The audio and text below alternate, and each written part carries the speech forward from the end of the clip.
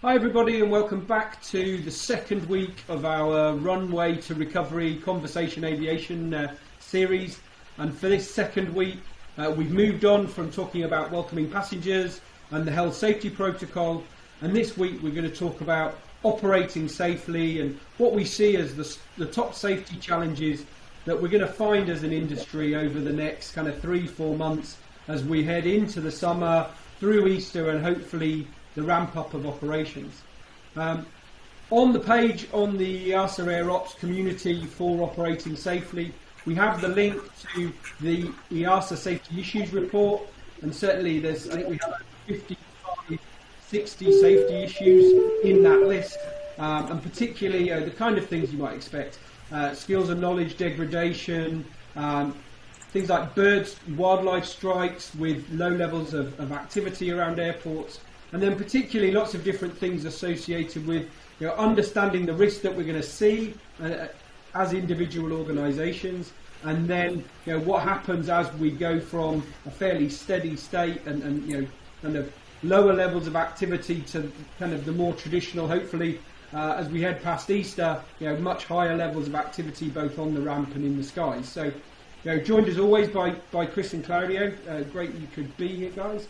And maybe jump straight in, Chris. You talk to a lot of people in industry all the time. What do you see and what do you hear from them as some of the challenges they're dealing with right now? Then.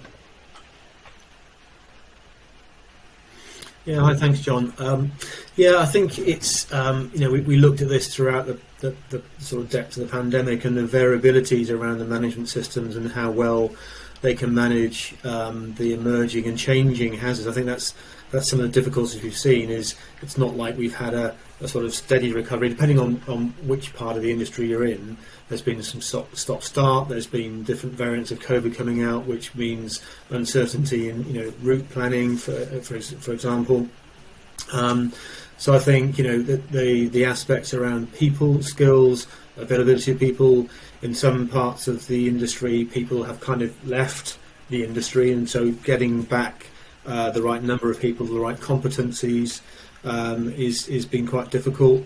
Some of the people with the real experience have gone out of certain parts of aviation, so getting that back in isn't an overnight process. There's been quite a few issues around it. Obviously, supply chain with getting things around the world has been quite difficult. So from an engineering technical side, that's been quite difficult. So there's been various kind of lenses to this, but the one that keeps coming through all the time is the right people with the right skills at the right time, and then the kind of well-being and morale around that. Fatigue with people that have been at work for a long time, with people on furlough, people who haven't been at work coming back from furlough with a lack of recent experience, recency, skills fade, that sort of thing.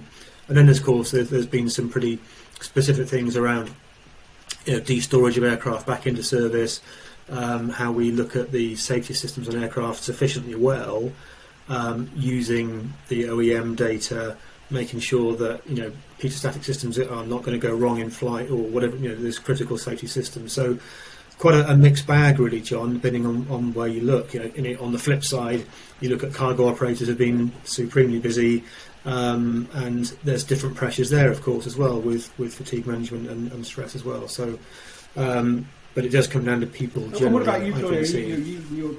All the other people in the TC Alliance, you're working so diversely across the industry. What have you been seeing as well? It's very similar to what Chris has actually mentioned. It's a lot of skill fade and a lot of fatigue management.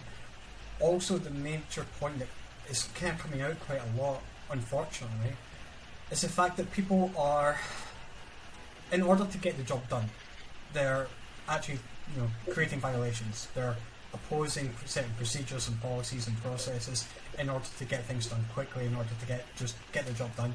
And they're not doing it, on purpose or in order to be bad, so to speak. They're actually just trying to get things back to normal. But that's actually causing safety-related issues in a lot of cases. And that's a major issue as well, is that when people try to do the right thing, but in hindsight, they're actually doing the wrong thing, and they're actually creating violations, they're creating hazards, and they're not reporting it. And the major issue at the moment, especially like as Chris said as well, there's been a lot of change in management, a lot of change in operations, a lot of change in personnel, and there's a lot of new people in the industry, which is great, who have came from other industries, but maybe they don't really understand the safety critical aspect of the industry as such as those who have been in it for a longer time. And if you're not aware of the problem because people haven't been telling you or because they're not willing to pass on the information, you're not able to fix the problem.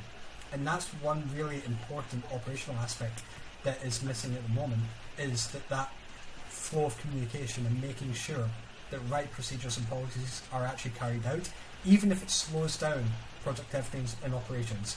That partial element of slowing down is actually better in the long run, because then you're actually aware of what the hazards are and what safety critical issues there actually are on the airfield or in the offices. And I think that's kind of one of the interesting things, isn't it? Is that it kind of comes back to this conversation thing we keep talking about. Is that there are operational staff, potentially in lower numbers than you might need under the operational circumstances, trying to do their best. The situation they're working in might be slightly different than the policies, the processes were designed for. And I think this is where having those conversations about the different situations organisations find themselves in kind of hopefully help to bring this out in organisations day to day, rather than saying, we're just going to leave our staff to it and kind of hope for the best. And that's the good point as well, is that we know that this is an issue. Organisations know it's an issue, and everybody is trying their best. I mean, it's not like they're doing it on purpose to cause any issues. It's the simple fact that there are not enough staff, or that the staff are new and aren't aware. And when you've got less operational staff doing double the duties, especially again as Chris said in cargo, where cargo are overly busy but with the same amount of staff as before, things aren't done on purpose. It's just that operational issues are happening, and there are hazards, and there are safety critical issues that are happening. And we have to be aware of that, and we have to communicate that to our management, and our management has to communicate to the staff that it's okay to actually bring up the issues, and that it's actually accepted to bring up the issues, and that staff shouldn't feel that they'll be penalised by bringing up issues. I mean, at the end of the day, if the organisation aren't aware of what the hazards are, it's going to cause more operational issues. If, for example, I think it was you, John, that mentioned earlier, people are used to driving around the airfield now with less traffic. Now that things are building up, there's more traffic around the airfield, and there's going to be more people around the airfield. There's going to be more occurrences that are going to happen. What's your thoughts about that? What do you see with that, Chris? What kind of things when you're out talking to companies and that thing? Yeah, I sort of recognise what some of Claudio is saying there. I've seen sort of good and bad examples of how that's managed around different organisations. Some organisations have done really well with their people and their change management, and really getting people to engage with those hazards and those change circumstances that managers can't have all the knowledge all the time about what people do to get the job done. So the communication, the culture around getting that data out of people, information out of people in real time has been done really well in some places. On the flip side, where it hasn't been done well, that's been taken really badly in the circumstances in terms of morale and sort of buy-in to the company, and has caused some quite big risks to appear. So, there's so many moving parts to it, and so many changes happening, that more than ever really, getting reporting in a trusted atmosphere, and that can be reacted to well by the management teams to give that sense of confidence that it's worthwhile taking part in those sessions that are brainstorming for hazards or things that could go wrong, raising issues. If you're aware, as Claudio mentioned there, that we're kind of letting our guard down on the ramp because we're driving, used to driving in more empty spaces, then people being encouraged to just speak that and say that and get that absorbed into the management system for action has been one of the things that I say. There's two sides to that coin. Where it's done well, actually, it's been an opportunity for the organisations to demonstrate their values and their beliefs, and it's come across really well. But as I say, where that hasn't happened, it's kind of exponentially damage some cultures and some organisations, I think. And I guess particularly as we kind of head towards the end of this quick chat, what would you, maybe start with you, Claudio, what would be the key things that you would say that people could do in organisations, particularly leaders and managers, to kind of help improve and help, or not improve is probably not the best way of saying it, but to manage the risk that we're going to face over the next, particularly 4 to 6 months heading into the summer?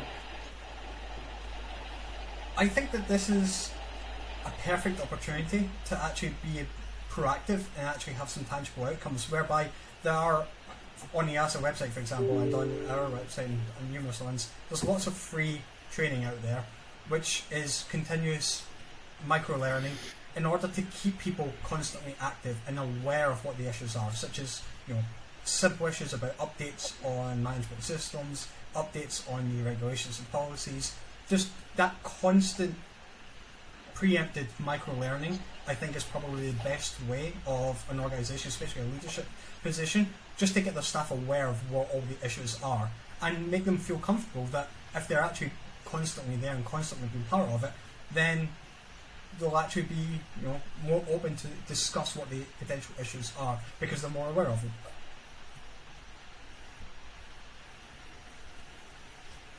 Chris, what about you? Have you got any tangible information you maybe give to people?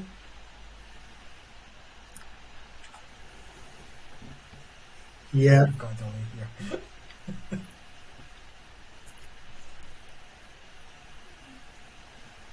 Go on, John. Technology failing us again? Are we still here? I'll fill in whilst John's unfreezing. But I would sort of say that, given we know... Very much so. Yes. Carry on, Chris. Yeah, I would say that in addition to that learning and you making use of all the stuff that's on various websites, including the EASA Safety Promotion website, of course, that really trying to, and it's easy to say, hard to do, but anticipating all the what-ifs and how things could possibly unravel given the situation that we do know about, whether that's in an organisation that knows it's struggling for staffing or recency or has loads of stuff to do they don't normally do, de-storage of aircraft, for example.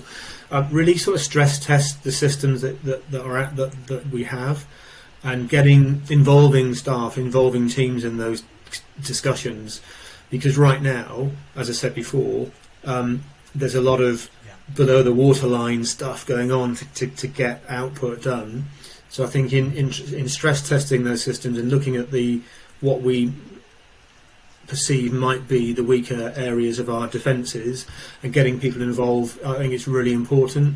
As I say, there's so much data out there on what the generic issues are around the restart. Then I think taking those, seeing how they apply to our organisation, your own organisation, getting people involved, getting staff involved, and starting to sort of rebuild the normal way of working as quickly as possible would be something I'd be thinking about. Sure am I back in the room now? Am I back in the room now? You're back, John, just as we're about to close up. Oh, fantastic. I think that was a great summary. It was funny. You always do that much better when I'm not there. I must...